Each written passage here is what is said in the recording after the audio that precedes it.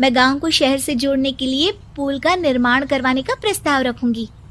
मुझे पूरी उम्मीद है कि जल्द ही हमारा गांव भी तरक्की की राह पर चल पड़ेगा। राधा की बात सुनकर सारे गांव वाले ताली बजाने लगते हैं। सरपंच को समझ नहीं आता कि वो क्या करे। चुप रह नादान लड़की, गांव के खिलाफ जाने के लिए तुझे गांव से बेदखल कर दिया जाएगा, वो भी पूरे परिवार के साथ। और हाँ, अगर ठीक से गांव में रहना चाहती है तो ये पढ़ाई लिखाई छोड़ दे। हम तेरे लिए गांव का कोई होनहार लड़का देखेंगे। तभी गांव का एक आदमी बोल पड़ता है। अरे नहीं नहीं सरपंच जी, राधा बिटिया जो बता रही है अगर वैसा हो जाए तो हम लोगों को पैसा कमाने के लिए बाहर नहीं जाना पड़ेगा।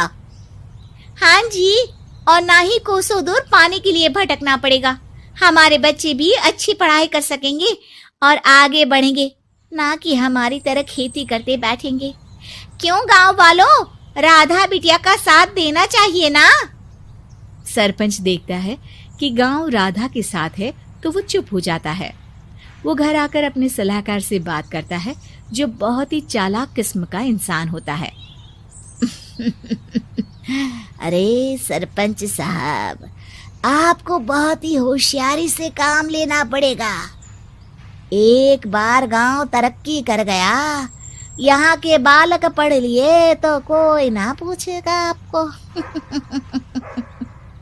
और फिर ये जो बेटा और बेटी है ना आपके, इनको भी आम लोगों की तरह ही जीवन जीना होगा। हाँ, लेकिन करे तो क्या करे। वो ना आप मुझ पर छोड़ दीजिए, बस मैं जैसा बोलूं करते जाइए।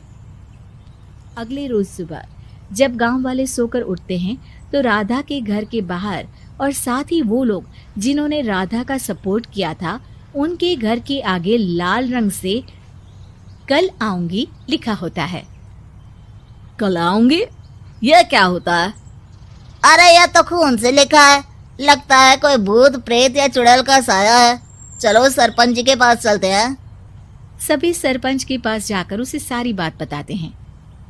अरे ये तो बड़ी मुश्किल की बात है। चलो, मैं एक बाबा को जानता हूँ, उन्हें बुला लेता हूँ। सरपंच बाबा को लेकर गांव के घर के बाहर जाता है। ओहो, तो ये वो चुड़ैल है जो उन लोगों को निशाना बनाते हैं जो गांव को बदलने का सपना देखते हैं। वो गांव को ऐसे ही संपन्न देखना चाहती है, वो नहीं चाहती कि कोई बाहरी यहाँ का कायाकल्प करे। क्या तुम लोगों में से किसी ने गांव को बदलने की सोच रखी है? तभी राधा की माँ रोते रोते आती है। मेरी राधा घर से गायब हो गई है। अरे कोई तो बचाओ, मेरी बच्ची कहाँ गई?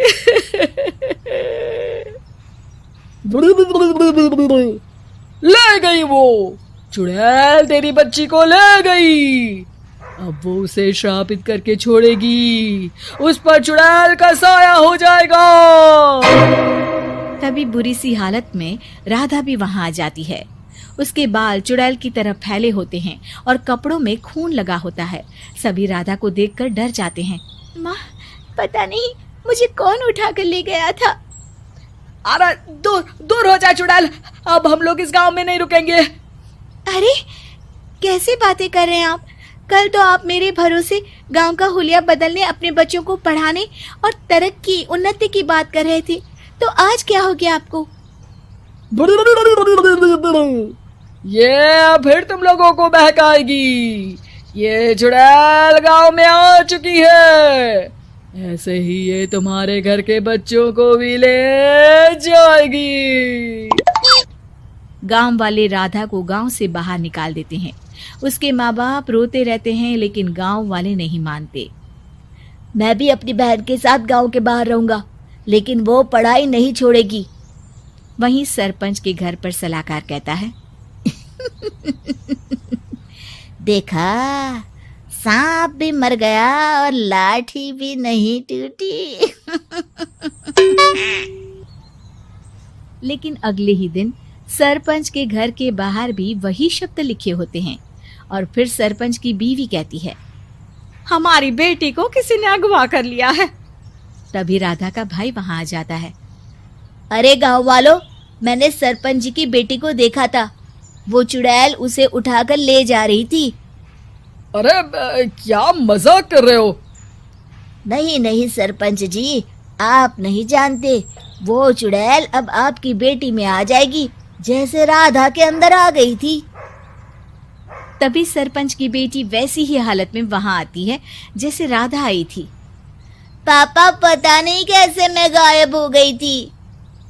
चुड़ैल, इसके अंदर भी चुड़ैल का साया है, मारो इसे। अरे नहीं नहीं, इसे भी राधा के पास गांव के बाहर ही भेज दो। अरे चुप रहो, मेरी बेटी कहीं नहीं जाएगी और चुड़ैल बुड़ैल कुछ नहीं होता है। अरे कैसे बात कर रहे हो सरपंच जी? आप तो बोल रहे थे कि आपका फैसला भगवान का ज्ञान होता है, तो अपने पर बात आई तो अब आप ऐसे बोल रहे हैं। अरे ना ना ना, आपको अपनी बेटी को त्यागना ही होगा। अरे बुलाओ बाबा को। राधा का भाई बाबा को ले आता है, जिसे अब गांव वालों के डर के कारण सच बोलना पड़ता है। मैं कोई बाबा नहीं हूँ, मैं तो मोची था। ये सलाहकार महोदय ने मुझे कहा था एक्टिंग करने को। अब वो मुझे पैसे देने वाले हैं। अब मुझे माफ कर दो। गलती हो गई, मुझे माफ कर दो। तभी वहां राधा आ जाती है। देखा सरपंच जी, जब गांव के बच्चे साक्षर होंगे तो आप जैसे लोगों की चालाकी नहीं चलेगी।